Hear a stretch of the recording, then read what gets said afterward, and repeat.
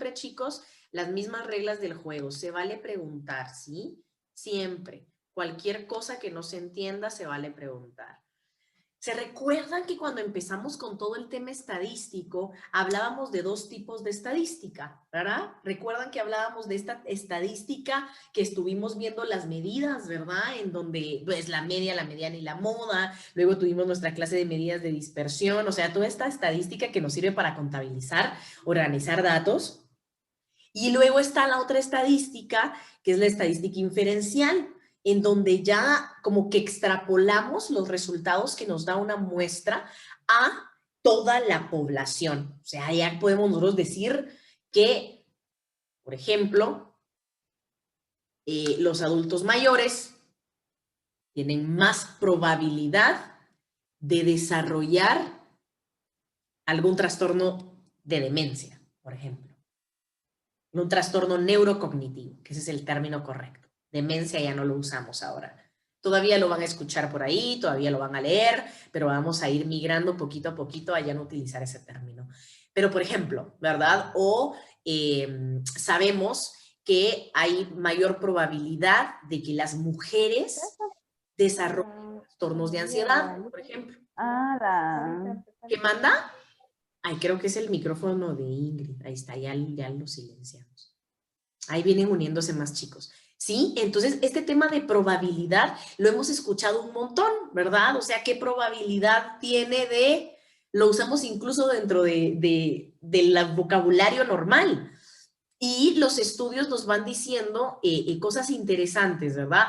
Por ejemplo, con los buenos hábitos o los hábitos de salud, ¿verdad? Que si ustedes, por ejemplo, fuman, van a tener mayor probabilidad de contraer cáncer de lengua, de pulmón, de garganta. ¿Sí? Las probabilidades aumentan en la medida de que ustedes toman conductas de riesgo, ¿verdad? Pero, o sea, esta probabilidad, este término de probabilidad se usa muchísimo en nuestra carrera, sobre todo a la hora de los estudios que nos van dando conocimientos alrededor de la ciencia, de la patología, por ejemplo, de los trastornos mentales, que van a ser cosas que a ustedes les interesa. Entonces, ¿cómo poder entender a qué se refieren cuando nos dicen que tienen mayor probabilidad de? O de repente también poder comprender cómo podríamos nosotros sacar la probabilidad de que un evento ocurra. Al rato hasta lo podemos aplicar a nuestra vida privada, ¿verdad? Si me caso con este o me caso con este, ¿qué probabilidad de éxito tengo? ¿Verdad? O sea, obviamente hay algunos elementos y conceptos básicos sobre probabilidad de lo que está en nuestro programa y es lo que vamos a ir viendo hoy. Bien, entonces veamos, la teoría de la probabilidad, para comenzar, se deriva de las ramas de las matemáticas y proporciona los fundamentos de la estadística inferencial, ¿verdad? Cuando les hablaba, o sea, aquí está, en esta teoría de la probabilidad, los fundamentos explican matemáticamente cómo es que los estudios que se hacen de alguna enfermedad pueden tener resultados concluyentes tan amplios como para que nosotros sepamos que mantener, por ejemplo, un perímetro abdominal mayor de ciertos centímetros es un indicador que aumenta la probabilidad, ya vuelve a aparecer la palabra, ¿verdad? La probabilidad de enfermedades cardiovasculares.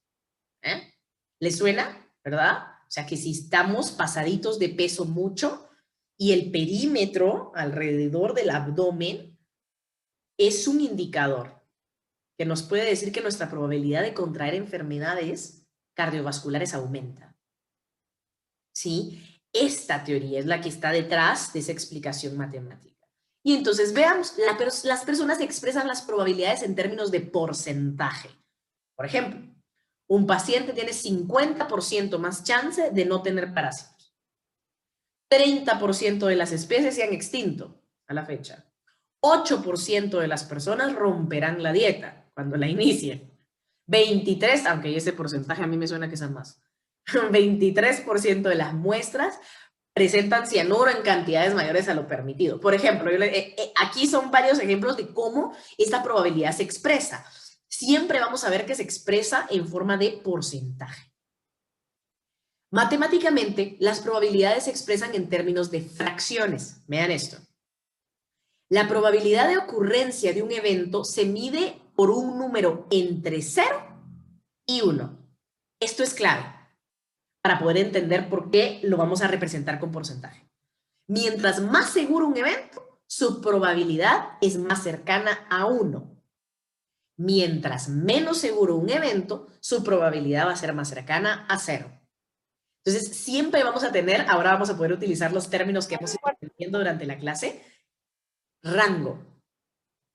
En este rango entre 0 y 1, ¿verdad? El entero. A más cercano a 1, eso me va a decir que es más probable que suceda determinado fenómeno. Depende de qué estemos estudiando. Pero a más cercano a 1 es más probable que pase. A más cerca de 0, menos probable. Los investigadores se preguntan si los resultados de esos experimentos ocurren solo por suerte o por alguna otra causa. Ahí fue donde empezó, por ejemplo, a ser tan utilizada la teoría de la probabilidad en las investigaciones científicas. En la investigación, es nuestro curso, ¿verdad? Los investigadores tenían esta duda, o sea, ¿será que los resultados, esto que está pasando es suerte? O sea, es aleatorio. O esto que está pasando puede ser predecible hasta cierto punto. ¿Hay otra causa? ¿Hay otra cosa que esté dentro? La aplicación de los conceptos y leyes de probabilidad permiten responder a estas preguntas. Ejemplo, la probabilidad de mortalidad difiere entre distintas especies expuestas a, este es un nombre de algún bicho, ¿verdad? Porque así puede aparecer, ¿verdad? O sea, ¿será que esta probabilidad de mortalidad difiere en distintas especies o no? Otro ejemplo, ¿será que el 25% de los niños a los que se les suministra suplemento alimenticio incrementó masa corporal? ¿Verdad? ¿Algún estudio desde la nutrición? ¿Verdad? O sea, esto aplica a la investigación general. La teoría de la probabilidad está íntimamente relacionada con procesos aleatorios. Aquí vamos a encontrar mucho esta palabra de aleatorio. Sabemos cuáles son los posibles resultados, no sabemos qué resultado ocurrirá. Esos son los dos principios. Para poder utilizar la teoría de probabilidad tenemos que saber cuáles son los posibles resultados. O sea, eso es lo que nos va a dar esas respuestas. ¿Cuántos posibles resultados podemos tener? Sin embargo, el saber cuántos posibles resultados podemos tener no nos garantiza saber precisamente cuál es el resultado que va a ocurrir. Por ejemplo, cuando se tira un dado.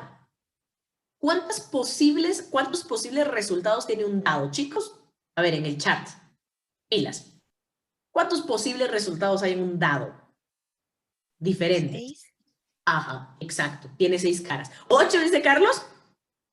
¿Qué tipo de dado, Carlos? El dado normal tiene 6 caras. Y cada cara tiene una cantidad, ¿verdad? 1, 5, 4, 3, del 1 al 6, ¿verdad? Entonces tenemos 6 posibles resultados. ¿Verdad? Esto nos va a permitir calcular cuál es la probabilidad, ¿verdad? Un dado de 8, Carlos, me sonó bien raro, ¿va? De tener una su forma así como hectagonal, extraña.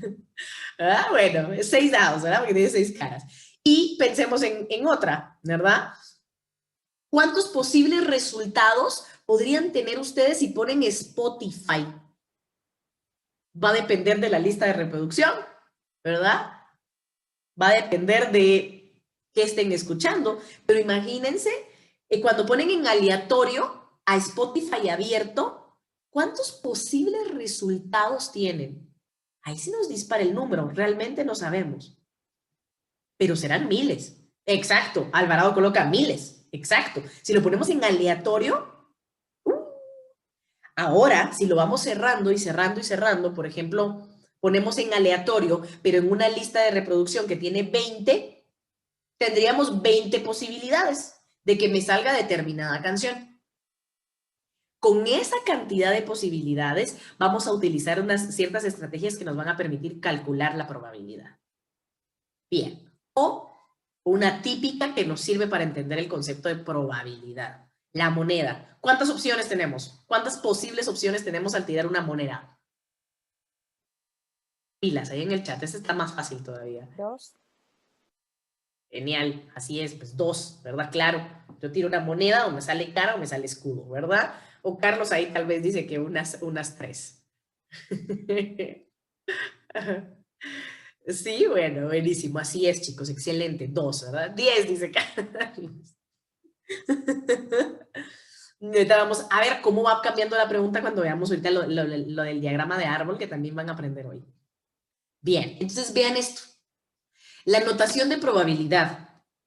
P, paréntesis A, significa probabilidad del evento A, ¿verdad? Porque podemos tener varios eventos, depende de qué tan amplio es lo que vamos a estar calculando. Pero un evento, ¿verdad? Evento A, evento B, evento C, evento W, ¿verdad? N cantidad de eventos. Aquí estamos hablando de 3 eventos distintos, ¿verdad? Hablábamos del dado, de las listas de reproducción y de la moneda. Esos son 3 eventos, ¿verdad? Entonces, si vamos a escoger un solo evento, pensemos en el dado, ¿verdad? Le llamaríamos probabilidad del evento A, P, paréntesis A, ¿sí? Eso significa probabilidad del evento A. ¿Y cómo la podemos entender? Véanlo, lo que dijimos hace una diapositiva, hace un par de diapositivas. La probabilidad del evento A va a estar siempre entre estos rangos. Va a ser menor o igual a 1. Si fuera igual a 1, ¿qué porcentaje tendría de probabilidad? A ver si me van siguiendo. Acuérdense que todo lo cercano a 1 es lo más probable que suceda. ¿Cuál sería el porcentaje si fuera la probabilidad igual a 1? A ver si logran extrapolar este entendimiento. No he explicado eso, pero quiero que me digan. ¿Cuál sería? Si es porcentaje, ¿qué tendríamos que hacer? Eso, Pamela, excelente. Tal vez 99.9. Si es igual a 1, llegamos al 100%. Pero si fuera un 0.9999, tendríamos ese porcentaje. ¿Sí? Cuando es, entonces quiero que vean este símbolo, ¿verdad? Este menor o igual que, ¿verdad?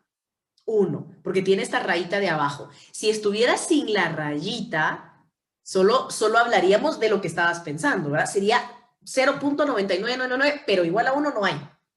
¿Sí? Pero aquí sí nos dice, ¿verdad? Que una probabilidad puede estar en estos rangos. Menor o igual a 1 o mayor o igual a 0. ¿Sí? Nos habla, esto es la manera en la que nosotros leemos cómo se maneja la notación de la probabilidad, que era lo que estaba escrito en palabras en las diapositivas anteriores, ¿verdad? Bien. Entonces vamos a entender esto, chicos. Aquí ya nos vamos a enfoques. Vean, pues, estábamos hablando primero de teoría, la teoría de probabilidad. La notación es esta, entre 0 y 1. Ahora ya vamos a enfoques de probabilidad y vamos a tener 2 tipos de enfoques, generalmente. De hecho, se correlacionan con los enfoques de la investigación, ¿verdad? Que ya ustedes me irán diciendo en dónde, y esto quiero que unan conceptos de antes con esto. A ver, 2 enfoques de probabilidad. Fenómenos derivados de un proceso objetivo y fenómenos derivados de un proceso subjetivo, ¿verdad? Y aquí tenemos como los ejemplos, ¿verdad? ¿Qué es objetivo? La gravedad, la cocción, la órbita terrestre, la visión humana, 3D, o sea, cosas que se pueden medir, ¿verdad? Objetivo. Y lo subjetivo, ¿verdad? Emociones, opiniones, cultura, gustos, ¿verdad? Que va a ser siempre dentro de nuestra ciencia, nos va a tocar trabajar siempre desde este enfoque. Entonces, conocer los enfoques, ¿verdad? Saber que existe un enfoque de probabilidad subjetivo, que es considerablemente más complejo, es importante reconocerlo porque ese es nuestro mero campo de trabajo, la subjetividad, ¿verdad? Entonces, lo subjetivo es lo nuestro. ¿Y con qué? Y aquí va una pregunta, porque es algo así van las preguntas del examen. ¿Con qué enfoque de probabilidad correlacionarían ustedes el tipo de investigación cualitativa? ¿Me siguieron la pregunta? A ver, en el chat. Objetivos. École, bien, mucha, eso. Ahora la otra pregunta, ¿con qué tipo de enfoque de probabilidad ustedes relacionarían la investigación cualitativa?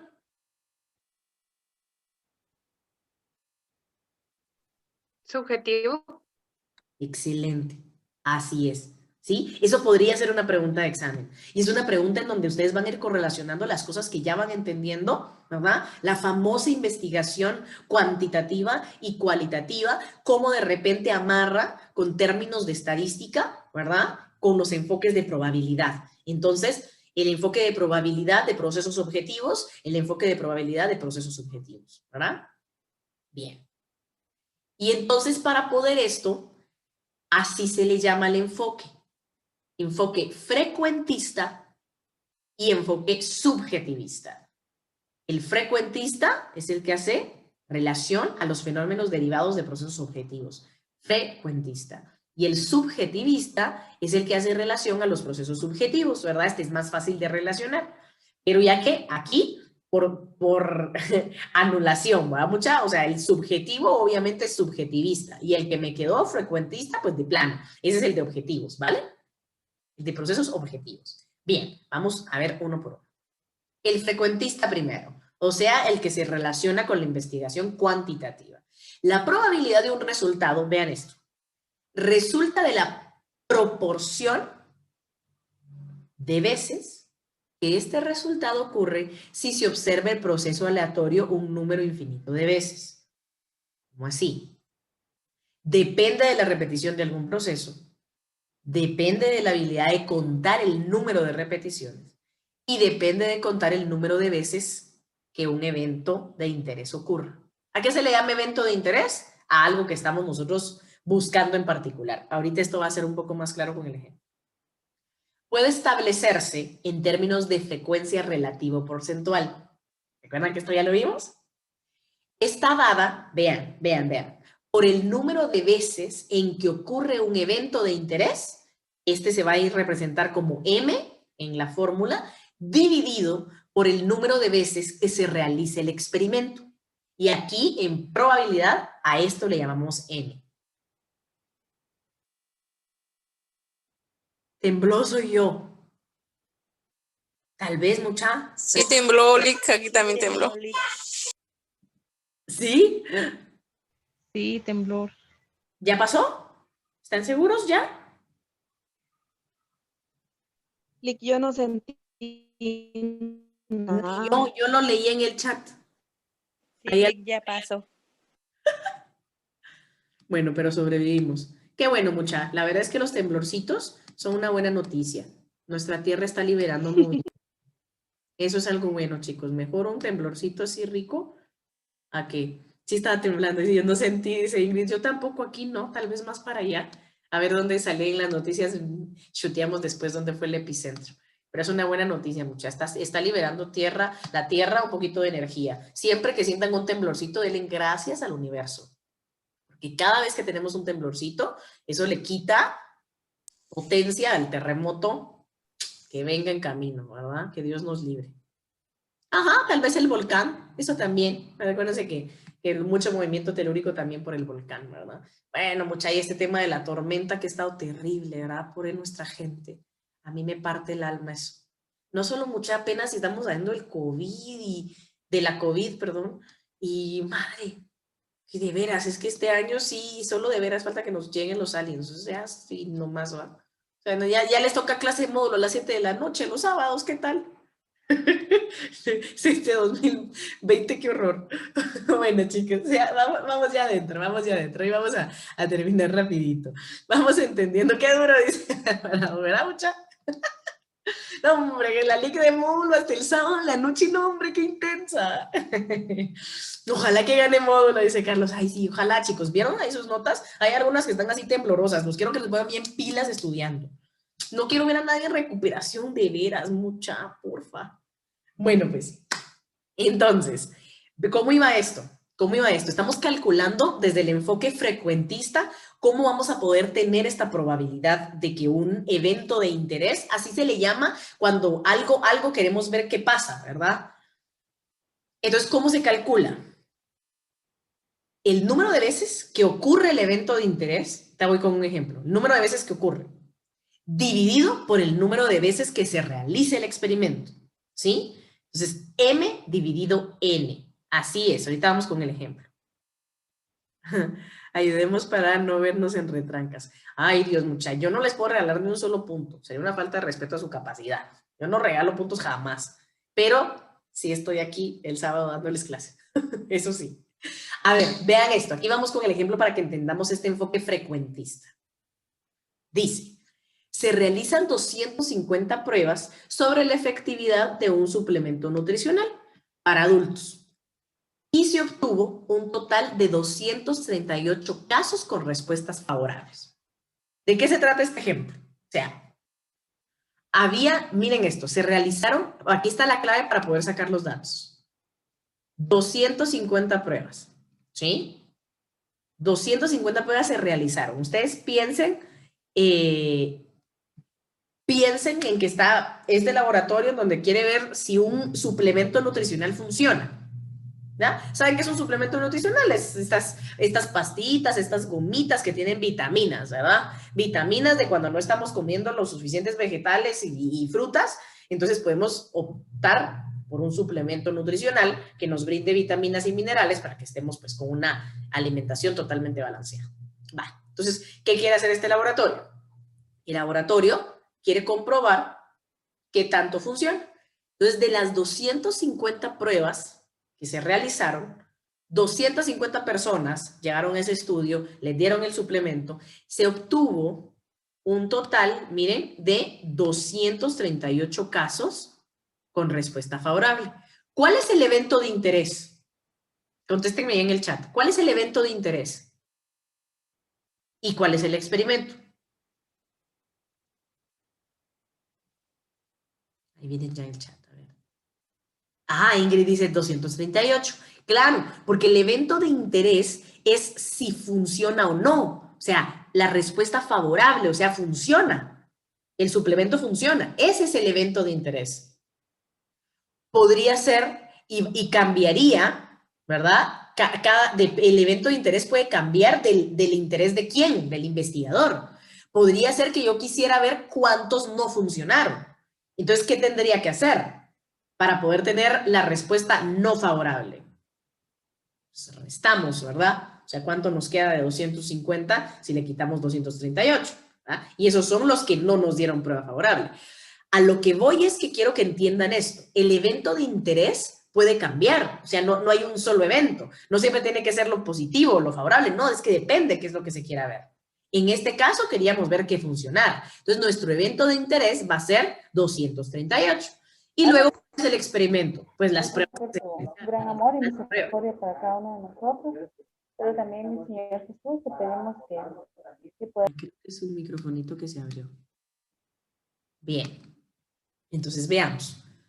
¿Cuál es el proceso aleatorio, digamos, o la investigación, ¿verdad? El experimento, pues la realización de la prueba? Ese es el proceso.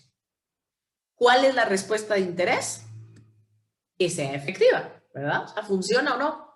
Ese es el evento que nos interesa. Entonces, ¿qué vamos a hacer? ¿Cuál es la probabilidad? Entonces, miren, aquí va la pregunta. ¿Cuál es la probabilidad de que el suplemento sea efectivo?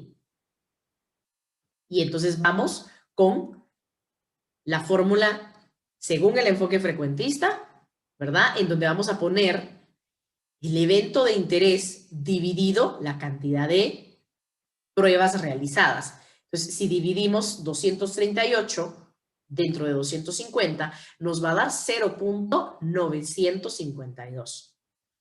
¿Esto cómo lo vamos a traducir? Ay, aquí me pasa la otra. La probabilidad es esta, ¿verdad? La probabilidad es 0.952. Pero recuerdan que siempre vamos a expresar la probabilidad en porcentaje. ¿Qué tenemos que hacer para pasarlo a porcentaje? Como el porcentaje, recuerden el término porcentaje, viene de 100, ¿sí? Entonces vamos a usar el 100. Entonces siempre vamos a correr el punto 2 hacia la derecha. 1 y 2. Entonces, en el chat, ¿cuál es la probabilidad? ¿Cuál es la respuesta a esta pregunta si colocamos la probabilidad en porcentaje? ¿Cuál es la probabilidad de que el suplemento sea efectivo? 95%. 2%. Exacto. Bien, ahí está. Eso es. ¿Sí? ¿Cómo la obtuve desde el enfoque frecuentista? La cantidad de veces que pasó, lo que a mí me interesa averiguar, lo divido por el total de las veces en las que se hizo una prueba, en las que se hizo un experimento, en lo que fuera. Así es, Ingrid, 95.2%. Entonces, movemos dos numeritos el punto y le agregamos el porcentaje. ¿Sí?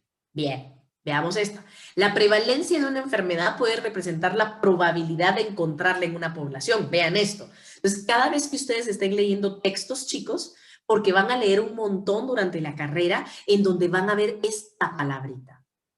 Van a ver siempre esta bendita palabrita de la prevalencia. ¿Cuál es la prevalencia del trastorno? Entonces, no así como que. Prevalencia e incidencia. Son dos términos que van a leer muchísimo. Entonces, vean qué es la prevalencia de una enfermedad. Es la probabilidad de encontrarla en una población. Hay poblaciones que tienen mayor prevalencia de trastornos depresivos, por ejemplo. Mientras que hay trastornos de otro tipo que son más prevalentes en otro tipo de poblaciones. En estas, por ejemplo, vean Latinoamérica en general. ¿Cuál creen que es la prevalencia de la corrupción? O sea, la probabilidad de encontrarla en la población. Alta. Las poblaciones de Latinoamérica. Pero si ustedes se van a los países nórdicos, por ejemplo, a Suecia, a Suiza, a Noruega, los países de ese lado, la prevalencia de la corrupción es menor. ¿Qué significa? Que hay menor probabilidad de encontrar corrupción en esas poblaciones. ¿Sí? Entonces quiero que aten estos dos conceptos. ¿Qué es prevalencia? Prevalencia es la probabilidad de encontrar un suceso, una enfermedad, por ejemplo, en este caso, en una población. Prevalencia.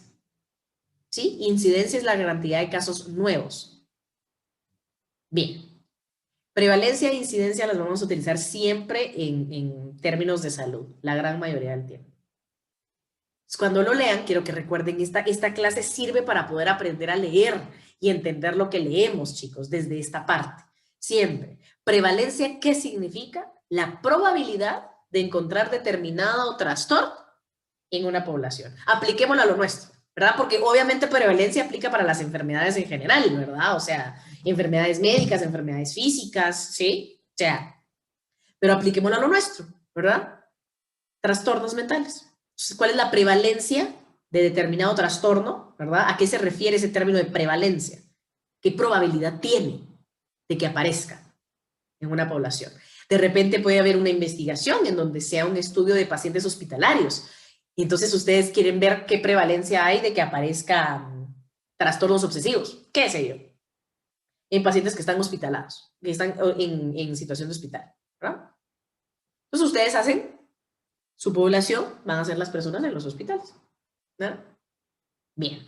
¿Cuál es la prevalencia del síndrome metabólico en mujeres? Vean, si se encontraron 15 casos en una muestra de 250 mujeres. A ver, vamos en orden, pues. ¿Cuál es el evento de interés?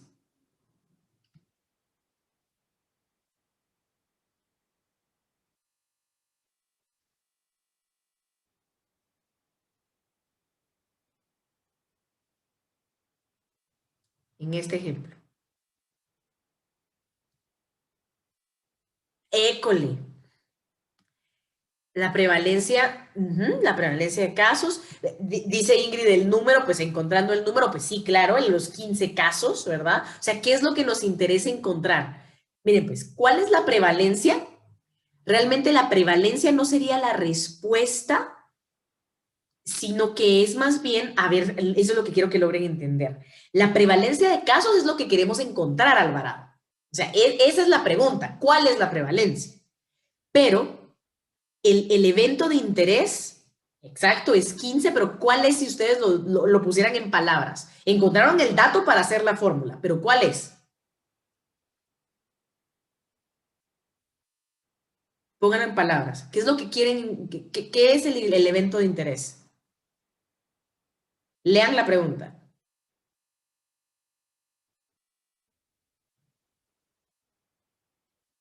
Se encontraron 15 casos que ¿qué? ¿De mujeres que qué?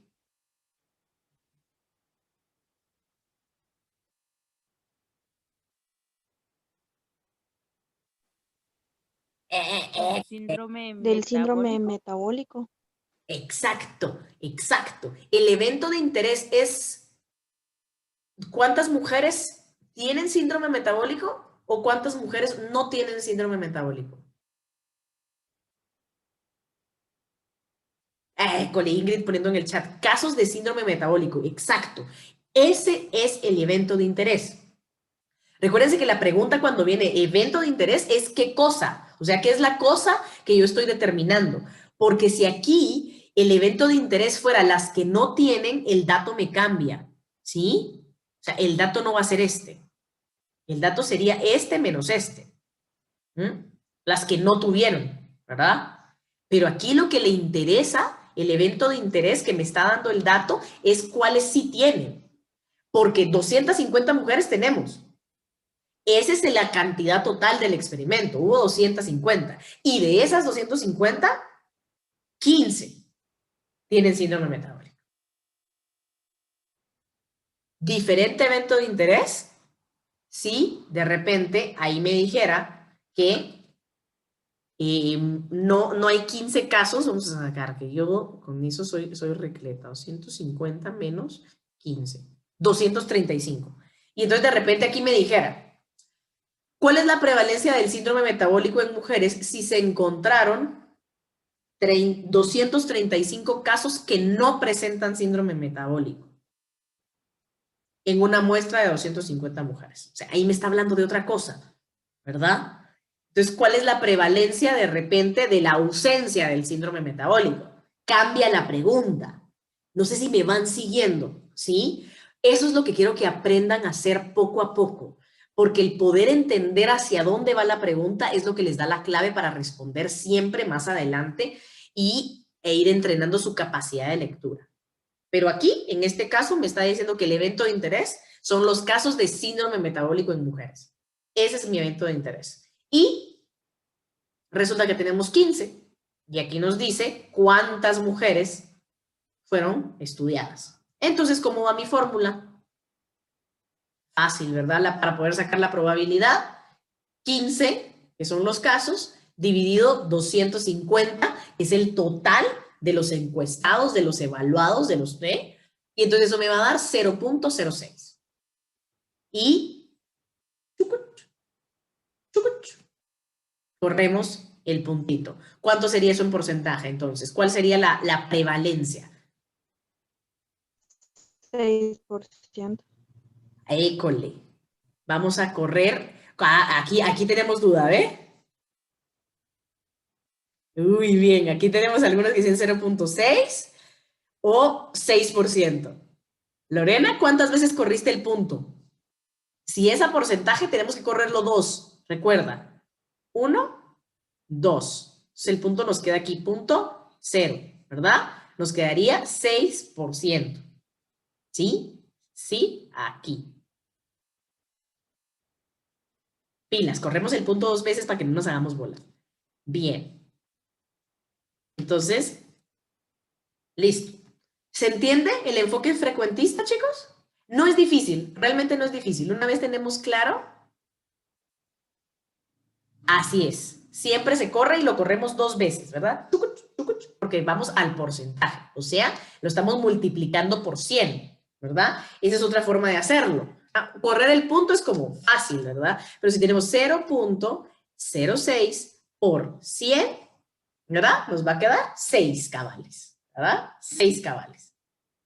Entonces, por ahí, creo que Alvaro se había hecho bolas también que me habías puesto, ¿verdad? 60%. No, es un 6%.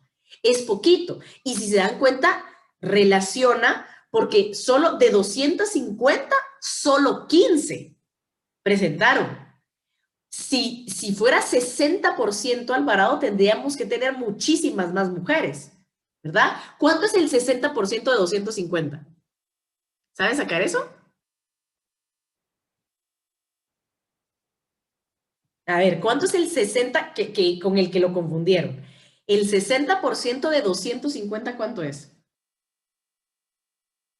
Es fácil porque hay que agregarle solo un 0 más al dato que ya tenemos, de hecho. ¿Cuánto es? Háganlo ahí, ¿tienen cálculo? El 60%. École, bien, mucha, así es. 150. Entonces, Alvarado, para que nosotros tuviéramos 60%, ojo de que sí lo padecen, porque aquí estamos sobre los casos que sí tuvieron. Aquí nos tendría que haber dicho que se encontraron 150 casos, ¿va? 150 casos de 250. Entonces, dividan 150 dividido 250 nos va a dar 0.6. Entonces, ahí tengo que correr el punto. No es lo mismo que 0.06. Vean que aquí cambia lo del correr el puntito. Entonces, a 0.6, nosotros lo multiplicamos por 100, ahí sí nos da 60. ¿Sí? Nunca estos ceros que están después del punto siempre son significativos. Siempre. Estos de aquí ya no. Entonces, aquí corro 1, 2 y me va a quedar el 6 solito. Pero si hubiéramos tenido 150 casos, aquí nos hubiera quedado 0.6 sin este de acá. Y ahí sí nos va a dar 60%. Pero entonces mírenlo en la cantidad de casos. 250 y 150, o sea, más de 150 mujeres, es un montón. De los 250, que es el total, a la gran, 60%. En cambio, 250, imagínense 250 personas. Y de esas 250, solo 15 tuvieron síndrome metabólico. Entonces, la prevalencia es del 6%. Es chiquita. Chiquita. Cercana a 0. ¿Verdad? No es tan alto. ¿Sí? ¿Mejor? Díganme si hay dudas, chicos, por favor, antes de que pasemos al otro. ¿Estamos bien? Me van diciendo. Si al rato hay alguna duda, yo vuelvo a explicar. Que a veces uno se va haciendo bolas. Es sencillo, pero uno se va haciendo bolas. Ah, ya entendí. Ok, perfecto. Buenísimo, mucha. Es que si no, no tiene chiste. Bien, entonces vamos. Ahora cambiamos, ¿verdad? El enfoque subjetivista. Este no es del todo aprobado por la estadística, por cierto. Entonces, vean cómo funciona este. Está basado en el grado de creencia personal que ocurre un suceso. Que ocurra un suceso, o sea, es personal. No depende de la repetición de ningún proceso. Al aplicar este enfoque, uno puede evaluar la probabilidad de que un evento ocurra con base en información de una sola repetición. ¿Cómo así? No debe ser 100% subjetivo. Ojo, eso también es importante. Debe tenerse alguna base sobre la cual se establezca la probabilidad de ocurrencia del evento. Tome en cuenta los conocimientos que se tienen sobre el problema. No es un enfoque totalmente aceptado por la estadística frecuentista, ¿verdad? Por supuesto. Se ha popularizado por el desarrollo tecnológico. Esa es otra característica de esta. Este enfoque, vean esta clave, esta es la clave para poder entender cómo se diferencia el anterior de este. Tome en cuenta los conocimientos que se tienen sobre el problema. Entonces, por ejemplo, este es el enfoque subjetivista que utiliza la gente para saber si el marido la va a volver a engañar o no. ¿Sí? La gente lo dice. Ah, no, si ya te fue infiel, lo va a volver a hacer. La probabilidad de que sea infiel, si ya fue infiel antes, aumenta. ¿Por qué? Porque toma en cuenta los conocimientos que se tienen sobre un problema. O sea, como ya pasó una vez, es probable que vuelva a pasar. Ese es el subjetivista, pero entonces está muy sometido como a la crítica y por eso es que no es del todo aceptado por la estadística frecuentista, porque es como no se puede medir, o sea, no podrías garantizar que sí, ¿verdad? Pero entonces aquí entra toda la gran discusión y por eso es que nos habla en la definición de este enfoque que tiene mucho que ver en la creencia personal. Entonces aquí entraríamos a un debate, ¿verdad? En donde podríamos decir, no, es que sí es más probable, definitivamente si no lo has hecho, todavía el miedo de que te cachen te detiene, ¿verdad? Entonces tienes una variable a favor para pensar que no va a suceder, sin embargo, si ya lo hiciste y no te cacharon, entonces va a ser más probable que lo vuelvas a hacer, porque entonces ya tenés la variable miedo fuera, porque ya descubriste que no te cacharon, y entonces ya te diste cuenta que sos capaz, y que, o sea, vamos a entrar a un debate subjetivo, ¿no? sea, nada que pueda darnos así la certeza como el enfoque frecuentista, ¿verdad? Entonces vean cómo uno de estos ejemplos, solo quiero que lo tengan ahí por si en algún momento más adelante lo vuelven a ver, ¿verdad? El método bayesiano es algo famoso, ese método bayesiano, ¿verdad? Ese ejemplo de este enfoque. Entonces, por ejemplo, miren esto, o sea, esto es un enfoque subjetivista. Rociador, lluvia, hierba húmeda. O sea, si se prenden los rociadores, la probabilidad de que la hierba se moje, ¿verdad? O sea, no necesita aquel cálculo matemático, sino que producto de la experiencia o del conocer o de sucesos anteriores, de algo como esto, yo sé que cuando la hierba se moja es porque vino el agua, ¿verdad? Entonces, la lluvia, ¿verdad? O un rociador. La probabilidad de que haya sido este o esta va a depender, por ejemplo, de elementos subjetivos en donde el clima. ¿Verdad? Ustedes salen al jardín, está mojada, ¿qué es más probable? ¿Que se hayan encendido los rociadores o que haya lluvia? Depende, una gran respuesta que es amplia, ¿verdad? Pero entonces viene y entonces la gente empieza a calcular esa probabilidad de que sea la lluvia o de que sea el rociador. Y voy y les hago una pregunta fácil. Si estamos en época de invierno, ¿qué es más probable? ¿Que sea el rociador o que sea la lluvia? Si es invierno, se encienden los rociadores, ¿hay necesidad de encender los rociadores? Pues no, claro que no. ¿Por qué? Porque en el invierno llueve. Entonces sí, por supuesto. Bien, exacto, Alejandra. O sea, va a ser la lluvia, obvio. Entonces es como obvio, ¿verdad? Pero les digo, o sea, es una manera en la que se calcula la probabilidad, si se dan cuenta, solo que es una manera subjetiva. ¿A partir de qué? A partir de los conocimientos de experiencias previas. A partir de que yo ya sé que en la época de invierno en Guatemala llueve. Y entonces, ¿para qué se van a activar los rociadores si naturalmente del cielo está cayendo el agua? Ahora, si yo les digo, la hierba está húmeda y estamos en época seca, en época total de verano, ¿qué creerían ustedes? ¿Cuál es más probable? ¿La lluvia o el rociador? Cambia, ¿verdad? Pero son variables externas que entran en juego, ¿verdad? Bien, gracias, exacto, Pamela, el rociador. Pero se dan cuenta, o sea, las dos van a mojar la hierba, ¿sí? Y depende las circunstancias o las variables de alrededor, va a cambiar la probabilidad de cuál sea. O sea, el rociador aumenta su probabilidad en época seca. ¿Por qué? Porque el rociador pues fue creado precisamente para irrigar las plantas cuando la naturaleza no lo hace. Entonces, si estamos en época seca, va a ser más probable que el rociador haya mojado la hierba, ¿sí? Pero entonces se van aplicando estos conceptos de probabilidad, no desde los cálculos matemáticos como el frecuentista, sino que desde los conocimientos y las creencias personales. Esto es importante entenderlo. ¿Para qué? Porque ustedes van a tener discusiones con sus pacientes, chicos, más adelante, en donde van a entrar en debates de probabilidad desde este enfoque subjetivista. ¿Para qué? Para que una persona cuestione sus creencias irracionales, por ejemplo. ¿Qué probabilidad tiene de que esta situación que la persona se está imaginando y que con esto que se está imaginando se está enfermando, con esto que está imaginando en sus creencias irracionales, está empezando a tener mucha patología en ansiedad? Vamos a tener que entrar en este debate de probabilidad. Por eso es que miran estos elementos. Pero yo se los trato de unir con su carrera para que ustedes le tomen sentido a esto. Porque tiene mucho sentido. Cuando ya lo aplicamos más adelante, uno realmente no sabe cómo logra hacer estos debates con los pacientes, pero resulta que lo vimos en alguna clase que nada que ver y nunca y pensamos que esta clase no me iba a servir para nada. Sirve un montón porque me da elementos que me dan argumentos para poder debatir elementos que van a ayudarle a la persona a poder salir. Les pongo un caso. Recientemente tuve una sesión con una paciente que está empezando a tener un cuadro de ansiedad grave en donde está pensando todo el tiempo que está enferma. Ella cree que está enferma de algo grave. Es una característica de un trastorno de ansiedad.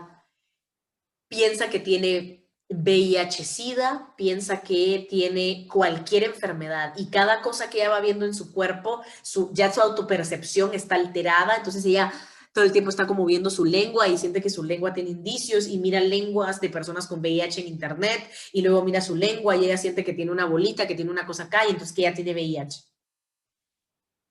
Esto, por supuesto que es una creencia, ¿verdad? Obviamente ella fue al médico y está completamente sana, pero tiene pavor de hacerse exámenes de laboratorio porque cree que tiene VIH. Entonces ahí vamos a entrar en esta discusión con la persona para que nos cuente un poco de su historia. Porque de repente si es una persona muy promiscua o de repente alguien que se dedica a servir sexualmente con su cuerpo, pues les digo, claro, la probabilidad de que adquiramos VIH si tenemos varias parejas aumenta. Entonces les digo, en realidad habría razones para considerar el por qué. Y resulta que la paciente me cuenta algo, porque ahí es donde vamos armando la historia clínica. Esto lo van a ver más adelante, chicos, cuando ya les toque introducción a la clínica, esas clases chileras. Cuando armamos la historia clínica del paciente, el paciente nos dice y nos cuenta sobre su vida. Y resulta que ella tiene 2 años de relación con su novio exclusiva, en donde los dos son sumamente religiosos y ambos decidieron que iban a mantener la castidad de ambos, o sea, que no iban a tener relaciones sexuales hasta que se casaran. Este elemento de la historia nos cambia las cartas, porque al rato uno está pensando, bueno, piensa que tiene VIH porque saber con cuántas personas tiene actividad sexual. Resulta que lleva 2 años de abstinencia total.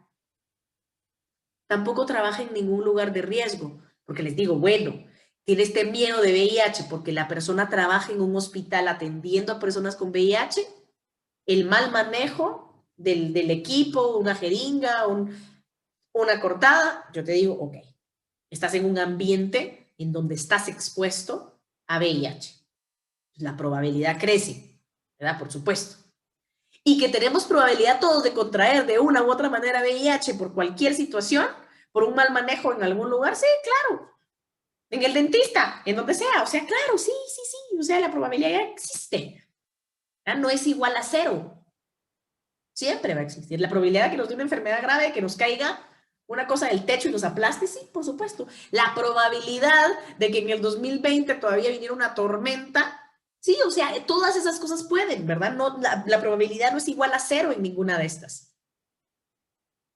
Pero, en su caso particular, en donde no estaba teniendo actividad sexual con su novio, tampoco tenía parejas, ni trabaja en ningún hospital, sino que hace home office desde siempre, o sea, ni siquiera por la pandemia, sino que desde siempre, ahí es donde algo no cuadra. Y es en donde ya nos vamos, el diagnóstico nos lleva a pensar en que estamos hablando de un trastorno de ansiedad grave. Pero entonces, ¿qué? Vamos a tener que hablar sobre la probabilidad desde el enfoque subjetivista con esta paciente y tener una discusión para poder ponerla en contacto y que ella misma me diga cuáles son sus probabilidades de contraer VIH, considerando estos elementos de que les acabo de contar. Entonces, estas discusiones racionales ayudan a que el paciente poco a poco empiece a darse cuenta que su idea es irracional, que este miedo que siente a tener VIH no está fundamentado. Pero a partir de esto, ¿verdad? ¿Qué probabilidad tengo de contraer VIH si tengo múltiples parejas, así tengo abstinencia 2 años? Obviamente, ¿verdad? Pero les digo, esto es clave. Se los enfoco y les ponía este ejemplo para que ustedes puedan ver de qué manera esta información de esta clase de módulo nos va a servir durante la carrera. Bien, entonces tomen en cuenta, vean esto, el grado de creencia que uno tiene sobre el chance de que un evento ocurra de acuerdo a los conocimientos previos. Aquí está la clave, ¿verdad? O sea, por eso es que es tan subjetivo y la estadística como que no lo avala, ¿verdad? Permite actualizar las probabilidades con base en nueva información, ¿verdad? Esa es otra característica. Entonces, la nueva información que viene, en el caso de esta paciente, ¿verdad? La lógica que estaba sacando, este método bayesiano que ella estaba utilizando, estaba completamente trastornado. Porque, o sea, cada vez que ella se miraba y miraba que tenía otro abuelito, que tenía algo en la boca, ella consideraba, eso actualizaba las probabilidades. Entonces, ella creía que cada vez estaba más cerca de tener el diagnóstico de que iba a tener VIH. Cada nueva cosa actualiza, ¿verdad? Con base a esa información. Eso, ahí lo podríamos haber aplicado. Entonces tenemos, ¿verdad? Los dos, frecuentista, subjetivista, y aquí hay una interesante que es una tercera, ¿verdad? Que se llama la ley de los números grandes. Vamos a explicar esta rapidita. Vean, es un proceso aleatorio. Mientras más observaciones se colecten, la proporción de ocurrencias de uno de los posibles resultados converge a la probabilidad de ocurrencia de ese resultado. ¿Qué? ¿Cómo así? Ahorita lo vemos en un ejemplo. Si se lanza una moneda 10 veces y cada vez cae cara, ¿cuál cree que será la probabilidad de que caiga otra cara en el próximo lanzamiento? A ver, contesten, chicos.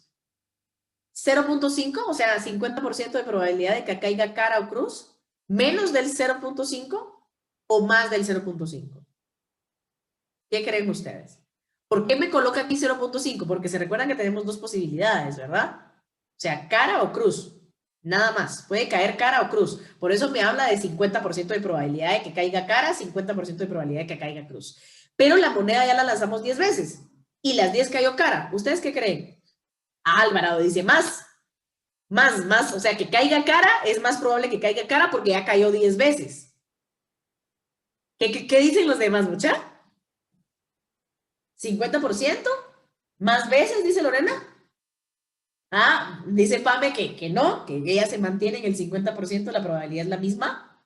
Dice Pame, ¿qué creen los demás? ¿Cuál será la probabilidad de que caiga otra cara en el lanzamiento número 11? Alma también dice no, sigue siendo la misma, dice Alma. Ah, Carlos dice cabal, todo sigue igual. Alejandra dice igual, se mantiene. Ahí van entendiendo un poquito la ley de los números grandes. Bien, entonces veamos. El chance de que caiga, exacto, chicos, sigue siendo 50%, porque es que las probabilidades siguen siendo las mismas, o sea, la cara sigue estando en la probabilidad de que caiga o el escudo. En el evento número 11 del lanzamiento, ¿verdad? Es igual a la probabilidad del evento 10 de lanzamiento, o sea, no cambia, ¿verdad? Cada lanzamiento es independiente. El próximo lanzamiento no depende del anterior. Esta es la ley de los números grandes. Y esto es clave. ¿Por qué? Sobre todo, chicos, en juegos de probabilidad como las grandes casinos o todos los juegos de Las Vegas. Eso en el que cayeron algunos de los compañeros es la trampa o es el truco cuando sabemos poco de las reglas de probabilidad, ¿verdad? Que Cabal, Alvarado y Lorena decían más veces, es que si ya cayó 10, ¿verdad? La siguiente obviamente va a volver a ser cara. Esto es, es un truco mental, ¿verdad? O es una ilusión más bien de que como ha caído todas las veces, la próxima también va a volver a caer. ¿Sí? Es una ilusión. ¿Por qué? Porque la moneda sigue teniendo dos lados y la moneda sigue teniendo la misma probabilidad de caer cara o de caer cruz. Esto es interesantísimo. Es interesantísimo esto. ¿Y qué pasa? Esta es la manera cuando los jugadores de Las Vegas desconocen de las reglas y la teoría de probabilidad, caen. Exacto, Pamela. Y por eso tanta gente pierde tanto dinero, porque caen. Al no conocer de probabilidad, esto incluso le sirve para la vida si se dan cuenta esta clase, ¿verdad? Al no saber de la teoría de probabilidad, auténticamente uno cae en la ilusión y dice, sí, si ya fueron 10 veces, la próxima va a caer cara, ¿verdad? O sea, y entonces tenemos 50% de probabilidad siempre.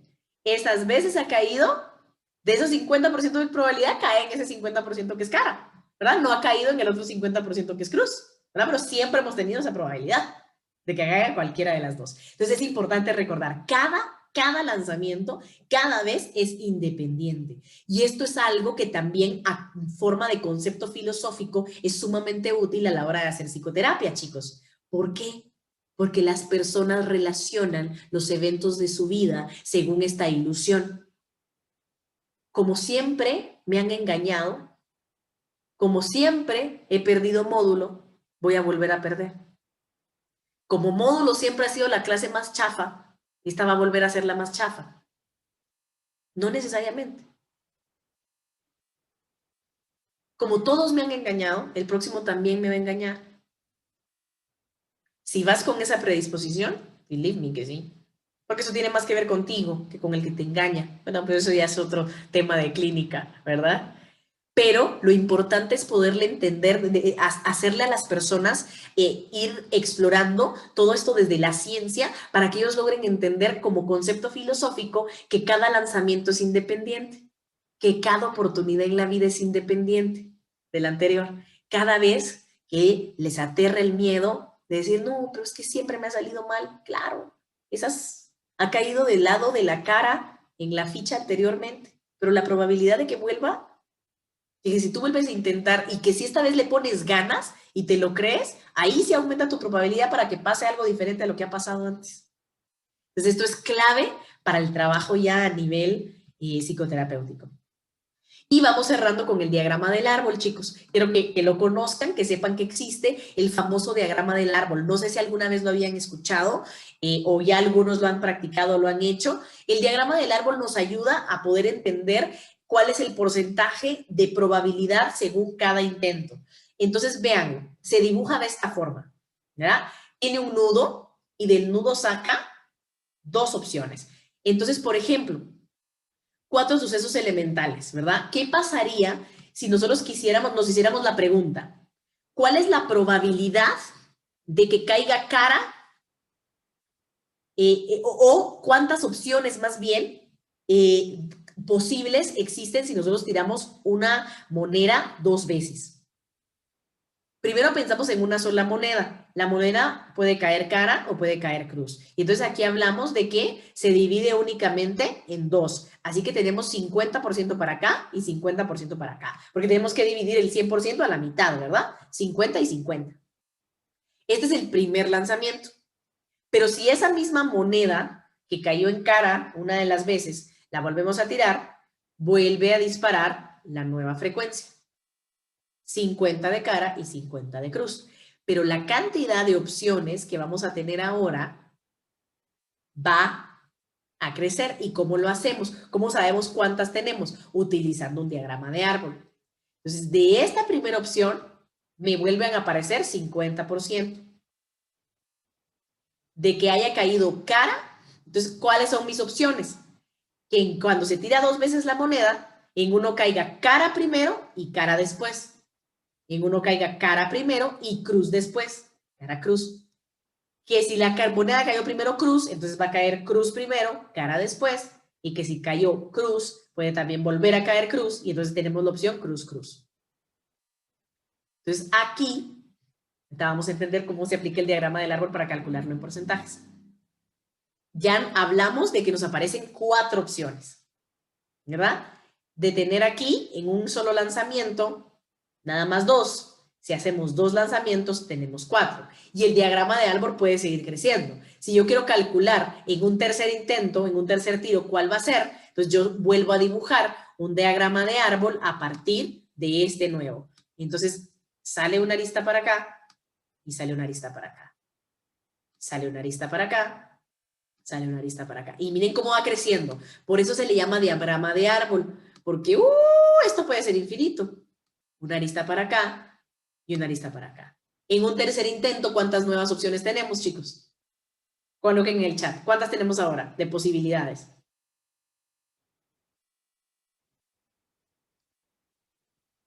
El diagrama de árbol que empezó en 2 se transforma a 4. Y si seguimos en un tercer intento y queremos saber si la opción cara a cara, ¿qué puede seguir siendo? ¿Cuántas opciones quedan? Posibilidades de respuesta.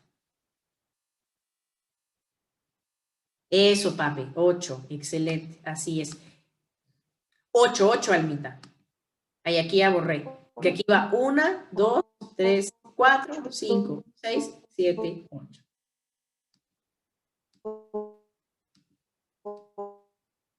Creo que alguien quiere hablar. ¿No? Yo no soy licenciado, pero una pregunta. Dime, Carlos. Sí, así como los juegos de bingo que utilizan letras y números, ahí las probabilidades son mucho más altas, ¿no?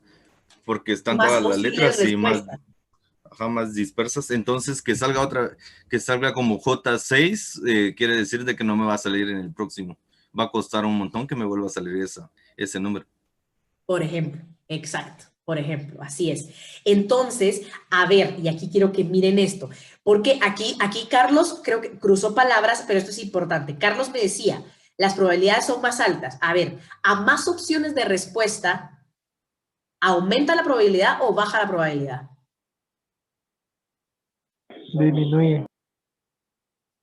Exacto, ahorita lo van a ver en porcentaje. Así es. A más opciones de respuesta, disminuye. Porque se va dividiendo. Para eso sirve el diagrama del árbol. Ahorita van a ver. Miren esto. Aquí tenemos un diagrama de árbol, primer lanzamiento, y aquí tenemos una moneda en donde hay un gato y hay un perro. Entonces, siempre vamos a dividirlo en fracciones, ¿verdad? Para poder después pasarlo a porcentaje, ¿verdad? Es el mismo diagrama de árbol que tenemos aquí, solo que este está hecho con un perrito y un gatito. Entonces, ¿cómo se saca el porcentaje de cada uno de los intentos en un diagrama de árbol? Del nudo, ¿verdad? Que es nuestra moneda, puede caer gato o perro. Entonces aquí vamos a tener un medio y un medio de porcentaje de probabilidad que caiga, ¿verdad? Tenemos 50% de que caiga gato y 50% de que caiga perro. Ahora, en el segundo lanzamiento, ya tenemos un indicio antes en donde teníamos ya una división de un medio a un medio, y de este gato puede volver a caer gato, puede volver a caer perro, de este perro puede volver a caer gato, puede volver a caer perro. Y esta parte del diagrama de árbol tiene su propia división, ¿verdad? Porque cada nudo es un nuevo inicio para dividir. Y dividimos aquí en las posibilidades que tiene una moneda, que son 2. Por eso dividimos las aristas en 2. A ver, en un dado, ¿cuántas aristas le teníamos que sacar al dado? ¿Se recuerdan que ya les había preguntado, según Carlos? No la de Carlos, la que habían dicho. ¿Cuántas aristas de estas tendría que tener si lo que estoy tirando es un dado? 6. Exacto. Exacto. Entonces, las aristas van según las posibilidades de respuesta que tenga. Yo aquí solo puedo tener gato o solo puedo tener perro. Por eso solo me salen 2 aristas cada vez que yo lanzo. ¿Sí? Cada vez que yo tiro. Entonces, ¿cómo le hacemos para poder calcular la probabilidad? Se va a multiplicar la probabilidad del primero por la probabilidad del primero por la probabilidad del segundo lanzamiento. Entonces, en el primer lanzamiento teníamos probabilidad. Yo quiero saber qué probabilidad tengo de que me salga gato después de un gato. Quiero saber qué probabilidad tengo de que me salga perro después de un gato. ¿Qué probabilidad tengo que me salga gato después de un perro? ¿Y qué probabilidad tengo que me salga perro después de un perro? ¿Sí? Para poder saberla precisamente y numéricamente, esta es como fácil porque es bien obvia, ¿verdad? Que es 25%, es obvio. Pero esta base es la que quiero que ustedes apliquen cuando se tienen muchas opciones. Como lo que decía Carlos, ¿verdad? Cuando tenemos letras y números, ¿sí? Entonces, ¿cómo le hacemos? Multiplico la probabilidad que tenía el primer intento por el segundo intento. Entonces, un medio por un medio me da un cuarto. Si pasamos a decimales, me va a dar 0.25. Y lo que hicimos en la frecuentista, ¿verdad? Si lo queremos pasar a porcentaje, corremos 2. 1, 2, 25%. Como todas tienen la misma probabilidad en este caso, por eso es que todas me dan, pero si ustedes se dan cuenta, ¿qué estoy haciendo aquí? Un medio por un medio, ¿verdad? Un cuarto. Igual 0.25, 25%. ¿Sí? Dime, Pame, ¿levantaste tu manita? ¿Querías preguntar algo, decir algo? Sí, así como los ejemplos como más grandes son, por ejemplo, hay unas máquinas que tú les jalas la palanca y tienen que rodar estas imágenes y esas te tienen que salir las 3 iguales para que ganen, pero digamos una de esas rueditas, digamos tienen 3 imágenes y todas son iguales, pero tengo 3 opciones, entonces la posibilidad que me salgan las 3 de un solo para yo poder ganar es muy grande. Exacto. Bien, exacto. Y ahí está el truquito de esas máquinas, ¿verdad?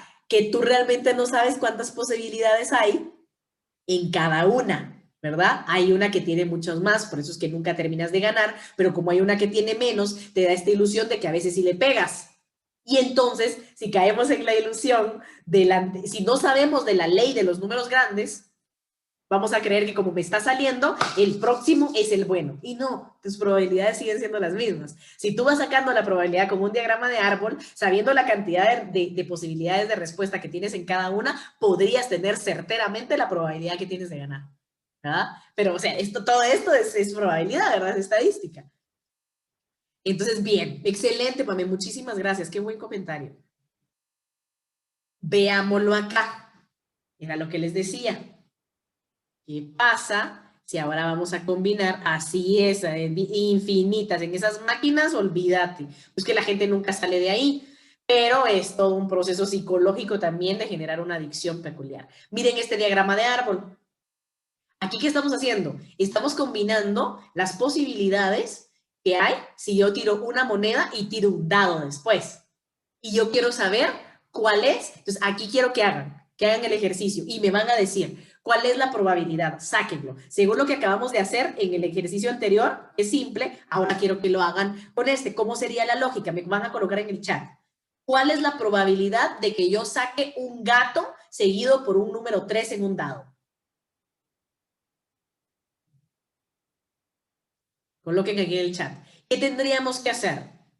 Esta arista por la arista que yo voy a elegir, según la que yo quiera saber. En este caso todas son iguales, ¿verdad? Este es un ejemplo simple que usamos para poder entender el concepto, ¿verdad? Entonces, ¿qué tendríamos que hacer?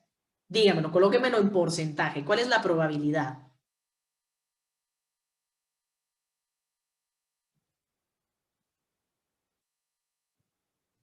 Vamos a ver si aquí está la gana. Sí, esta es la última. Y ahorita terminamos, chicos. ¿Cuál es la probabilidad?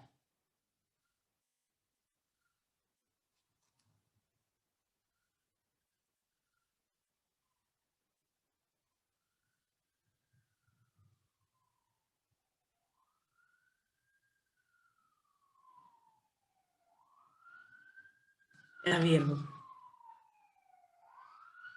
36, dice Alma. Y en porcentaje, Almita, ¿será que 36? Multiplicamos, ¿verdad? Recuérdense que lo primero es multiplicar y luego ya tenemos que sacar el total. ¿Cómo multiplicamos fracciones? El de arriba por el de arriba y el de abajo con el de abajo, ¿verdad? ¿Uno por uno?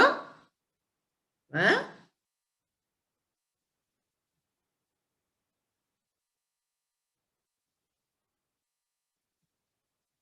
Vamos a ver.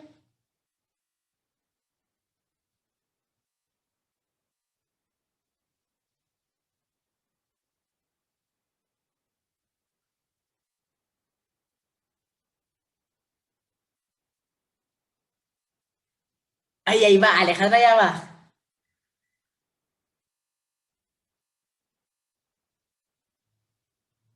Casi, Ale, pero te pasaste mucho del punto.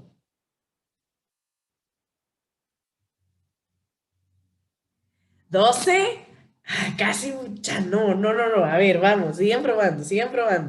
No, el de Alejandra está bien cerca, pero el punto está corrido. El de Ale tiene el punto corrido.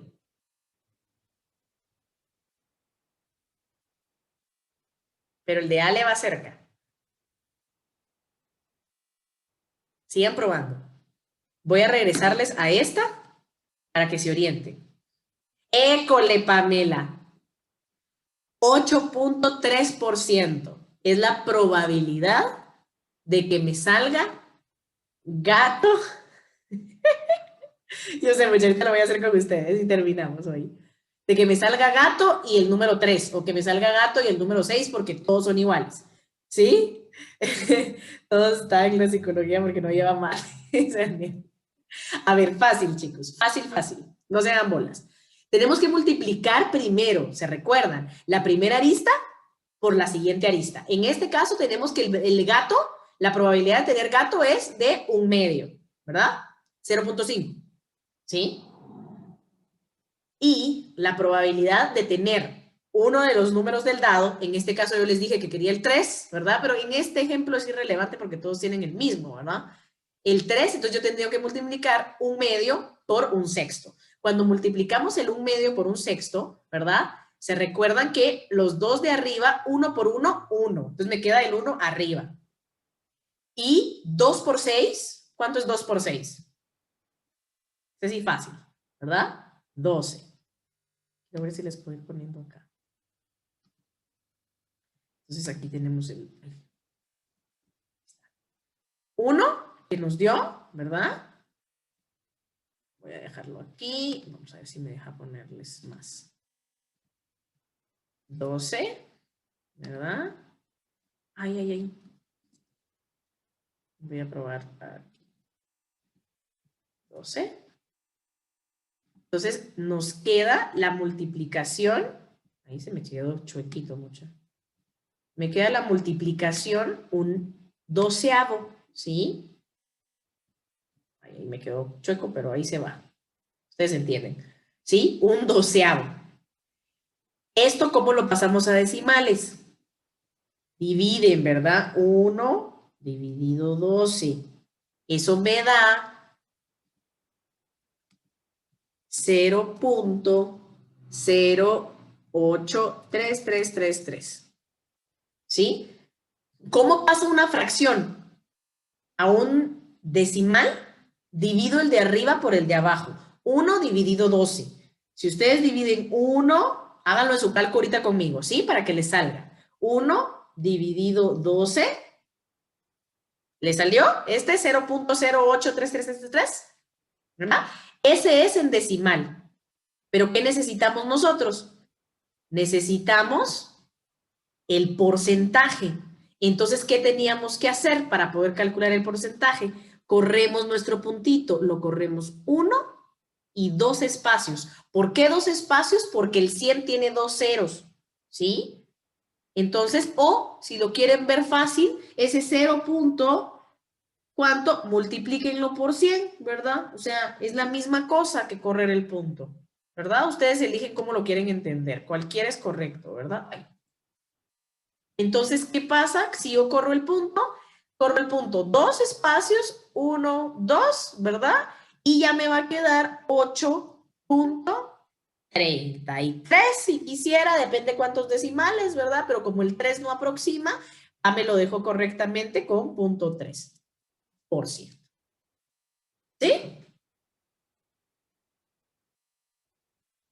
Para que no nos hagamos bolas. ¿Cómo fue la cosa? Multiplico la probabilidad del primer lanzamiento con la probabilidad del siguiente. Eso me va a dar un 12avo. Divido 1 dentro de 12 para tener mi decimal, ¿verdad? 0.083333.